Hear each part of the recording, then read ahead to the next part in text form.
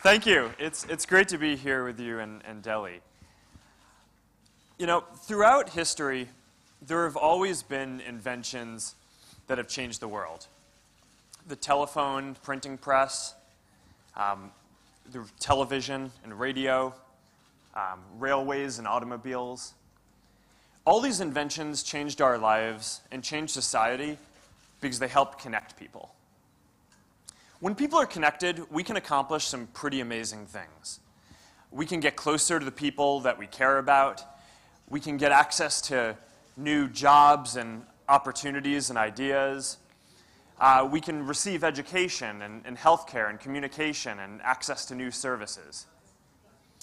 But technology isn't progress by itself. Instead, it enables progress and a lot of the things that we care deeply about. But technology, it has to serve the whole of society. Connectivity can't just be a privilege for some of the rich and powerful. It needs to be something that everyone shares and an opportunity for everyone. So in July, we started working with Airtel to launch free basic internet services in Zambia. And for the first time, hundreds of thousands of people started to get access to services like Wikipedia and Google and local news and information. And we started to hear some pretty amazing stories rolling in pretty quickly. An expectant mother using the internet to learn about information about her pregnancy and how to care for her child. An elderly man who used to have to walk a far distance to go to a local library now could find and download the books that he wanted to read online. A student who is studying for exams could use Wikipedia to save time and money getting the information that she needed to study. So these are just a few of the benefits of being connected. And when the benefits of this technology are shared across the whole society, that's when we can start to make a really big leap forward. So that's what we're excited about. Now, throughout history, India has always been really good and shown an ability to make these leaps. Because of the Green Revolution, you lifted hundreds of millions of people out of poverty and showed that this country can feed itself. Because of how you've embraced the computer revolution, you have a vibrant computer industry and a lot of the best engineers in the world. You know, just last month, India became the first country in Asia and one of the only countries in the world to send a probe to Mars. It's a huge technical achievement. Now, because you've embraced science and research and education, now the next generation here has the opportunity to define the future and bring India to the world and the world to India. And a key to this next big opportunity is going to be embracing the internet. Because if you embrace the internet, you can transform lots of people's lives. And you can touch and you can improve people's lives and these communities even more in the next generation than you were able to in the last. But we have a long way to go to get there. Because today, only about a third of people in the world have access to the internet at all. More than two-thirds of people, or about two-thirds of people, don't. Only 2.7 billion people have any access.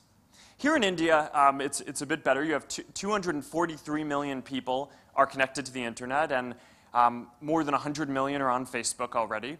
So, I mean, that's a big achievement. But, you know, there's still more than 1 billion people in India who can't connect and don't have access to the same opportunities as everyone else. And because of this, I think that the whole world is being robbed of those people's ideas and creativity. So it's not just those folks who are missing out, but we really all are. Now, it's easy to assume that it's just a matter of time before everyone gets connected, right? After all, you know, most people have mobile phones, and for a lot of us, it's actually pretty hard to even imagine what a mobile phone is without an internet connection. But if you think about the cost of having a mobile phone with an internet connection, the vast majority of that cost isn't actually the phone itself, it's the connection and the internet access. So it's actually pretty easy to imagine a world where, unless we can decrease the cost of getting access to the internet, where the majority of people will end up having phones but no reliable access to the internet. So we really need to change this and make it so that this is affordable and so that everyone can have access to the internet all the time.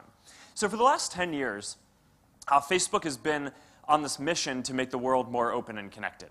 And for us, that really means the whole world, not just the people in the countries that are already connected and are on the internet today. We believe that connectivity is a human right, and that connectivity and getting connectivity for the world is one of the fundamental challenges of our generation. So we want to help build an internet that works for everyone. Last year, we launched this effort, internet.org. It's our effort with a handful of other technology companies to bring affordable basic services to everyone in the world. And we've already made some good progress. In the last year alone, we've already helped more than 3 million people get access to the internet. But this is really just a start when you think about the scale of the problem. And in order to really tackle this, we're going to have to solve and knock down all of the major barriers that people have to connectivity. So that's what today in this summit is all about, is discussing those and how we can make progress on knocking down those barriers. Over the last few years, we've done a lot of research to understand each of these barriers. And last week, we published with McKinsey a report that goes into a bunch of detail on a number of these barriers. So now we know that there are 4.5 billion people who are not connected at all, who are offline. 3.4 billion of these people are in just 20 countries in the world. 920 million of these people are not connected because they can't read. A little more than 1 billion aren't connected because they don't live near an existing mobile network. So they just can't get access to 2G or 3G signals. So what this research shows is that there are these 3 major barriers to connecting everyone. The first barrier is infrastructure. For 10 or 15% of the world's population, the primary barrier is a technical one. They just don't live within range of an existing 2G or 3G network. So most of these people live in very remote or rural locations, and a lot of those places also lack other basic infrastructure like roads or electricity. There are more than 600,000 villages in India that face these kind of challenges. And tomorrow I'm meeting with Prime Minister Modi, and I know he's incredibly committed to connecting all of these different villages, and I'm excited to see how Facebook can help in this initiative to do that. But building and maintaining this kind of traditional infrastructure in these villages it's really expensive and difficult. And when you look at connecting the whole world, it's actually not the main problem that most people have. Today, more than 85% of people already live within range of an existing network. So for these people, the primary challenge is economic, or the next challenge is economic. Around 2.5 billion people in the world live on less than $2 a day. So even though phones and data access are getting cheaper over time, it's still not affordable for most people. And so you could just say, all right, so what would happen if we just lowered data? Even if mobile operators lowered their prices, that might help some more people connect in the near term, but it wouldn't be sustainable because the infrastructure that operators have to build out, they spend tens of billions of dollars a year on. And if they just lowered prices without also increasing the efficiency of the infrastructure that's required, then that isn't a sustainable way to operate and spread the internet. So there are all these economic barriers as well. But the biggest set of barriers are actually social. One big barrier to internet use is the lack of relevant local language content. And this is going to be a big theme that I'm going to come back to in a bit and that we'll talk about, and that's a lot of what this summit is. In some communities, people can't connect because it's just not culturally acceptable. Our research has found that in developing countries, 25% fewer women than men are connected to the internet. And if we want to live up to our full potential, we really need an internet where every woman has the right to get connected and get online. So that's an important cultural and social barrier. But the biggest barrier is actually that a lot of people who have never experienced the internet just don't know why they would want it or why it's a useful thing for them. A recent survey that we did shows that 69% of people in India who are not connected if you ask them why they're not connected, what they say is that they don't know why the internet would be useful for them, which is kind of mind-boggling if you think about it, but if you think about it for a moment, it makes sense. Because most people can actually afford some basic connectivity. But if you grew up and you never had access to a computer, and you never had access to the internet, and you haven't used the internet, and then someone asked you, do you want to buy a data plan, then you'd probably also ask, why would I want that? So these are all kind of big social barriers. And over the last few years, we've been working towards knocking down each of these big barriers. In the US, one model that we talk about from time to time is, you can always call 911, or in India, it's similar. You can dial 100 to access the police. But you can dial 911, and even if you haven't paid for a phone plan, you can always get free help if there's a medical emergency, or if there's a crime, or a fire, or something else that you need help with, or you're in danger. And I think that there needs to be a 911 for the internet, where even if you haven't bought a data plan or can't afford that, you can get free access to some basic services for health, education, jobs, communication, just some really important basic things. So one of the main things that we've done over the past year is we've started working with operators in a few countries. To start in Indonesia, in the Philippines, in Tanzania, and Paraguay, to start offering free basic services to folks. And the idea is that this starts to break down some of the biggest social barriers, because it makes it so that folks can start to experience the internet and use some things and understand why it would be valuable for them, and get exposure to other services that they might over time want to pay for, which in turn makes a more profitable model for operators and allows them to invest more in building out the infrastructure required to deliver the internet at a greater scale. So far, with deploying these tests in this model, we've already helped connect more than 3 million people. So we're really excited and proud of this. In July, Airtel became the first partner that we worked with to launch the Internet.org app with free basic services in Zambia, including providing free data access for tools like health and education and jobs portals.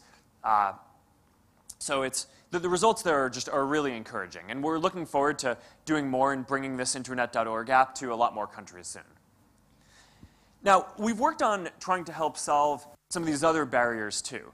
So over the last year at Facebook, we've changed the way that we build products in order to design them to be more data efficient for folks who have lower bandwidth or just higher data costs. And one of the things that I'm really proud of is that in the last year, we've improved our Android app to make it 50% faster and use 50% less data, which is a really big saving for, on your data bill, especially in high data cost areas. And to continue making our app use even less data and become even more performant in developing countries, we've built this whole system that internally we call air traffic control. And what it lets us do is simulate network conditions all over the world and all different operators and environments. We're also working with Ericsson, one of our Internet.org partners, to build an Internet.org lab where all developers and companies can come and test and refine how their apps will work in developing countries as well by simulating different network conditions. So there's a lot more here to do that we're excited about. We're also doing some work to address some of the physical challenges to connectivity that the 10 or 15% of folks who live outside of range where there's just no existing network infrastructure are. So deploying traditional network infrastructure to connect rural communities with low population density isn't really cost-effective or practical, which is why it hasn't been done yet. So we're working to develop new technologies that can be more efficient for doing this and to help connect these 15% of people. So earlier this year, we launched the Connectivity Lab, which is designing new technologies like satellites and solar-powered planes that can beam down internet from the sky and help connect folks in these areas that traditional technology hasn't been cost-effective to deploy. So we're looking forward to doing more here too. There's a huge amount that can be done. So now, I also want to talk today about really the last barrier to connectivity. Ensure that we can deliver more local language content. All right. There we go. Thank you. So this is a really important challenge, and it's one of the things that I really hope we make a lot of progress for over the next couple of days at this Internet.org summit. Today, more than 80% of the content on the internet is in just 10 languages. So for developing countries, especially in Asia and Africa, a lot of the people just aren't well represented online, especially in their local language. In India, there are 22 official languages and 11 scripts, and there are hundreds of other unofficial languages. But even though a lot of people speak these languages, there isn't a lot of content online in these languages. And most of the services that people use are really just available in English and a few other languages. But if we want to connect everyone in the world, then we really need to build services that reflect the languages and the way that that people speak and communicate.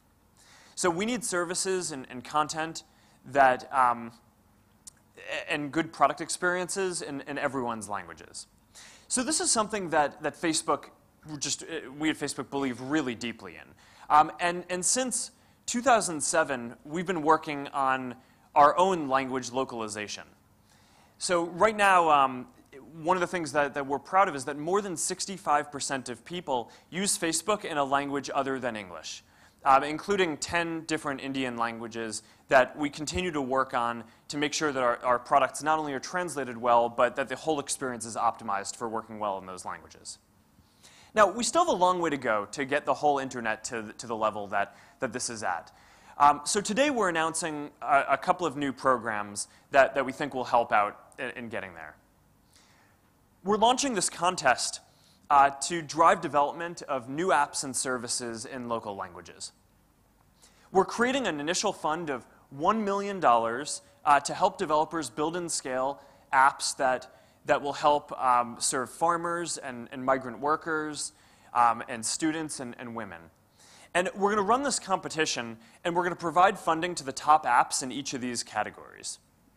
And we're basically going to look at the different apps that get made and try to figure out which ones will have the biggest impact on people and communities in developing countries.